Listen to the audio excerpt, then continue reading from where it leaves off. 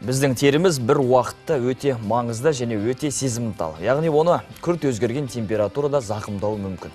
Косметика ол киім сияқты. Әрбір жыл мезгіліне сай таңдау қажет. Мәселен, жазда эмульсия немесе сұйықтықты қолдансақ, қыста теріңізді желден, суықтан жақсы қорғайтын қалың тұрақты кремге ауысу керек болады. Бет терісінде көбіне көздің айналысына бірінші әжім түседі екен, мимикалық әжімдер. Оны кетірудің тиімді бір жолы бар, патч қолдану. Патч жайлы толығырақ косметологтың кеңесін тыңдайық. Қайырлы таң, бүгінгі тақырыбымыз көзге арналған және ерінге арналған патчылар. Бұл енді маскалардың бір түрлі болады. Бұл мынандай патч болып келеді. Бұны көздің астына жапсырамыз.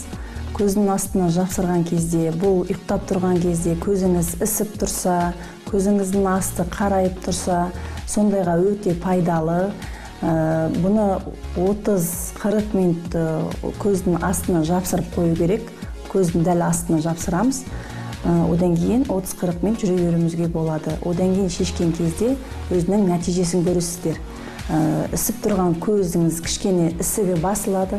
Қарайып тұрған қара дақтар кетеді. Бұл патчтың құрамында ұлудың шыршы және теңіз балдырлары, АБЦ витаминдары, және де коллаген, одан кейін гиалурондық қышқыл витаминдары бар. Бұл өте пайдалы. Бұл патчты шешкеннен кейін көзіңізді жумайсыз. Бір күн бетіңізге мына әртүрлі кремдер, сосын кейін мына бетке арналғанда жақпай қоюға болады. Бұны өзі қалған сұйығын көзіңізге жан-жағына жағып қойсаңыз болады. Бұл патчты сіздер бір-ақ күн қолдана аласыздар. Сондықтан да екінші рет қолдануға болмайды.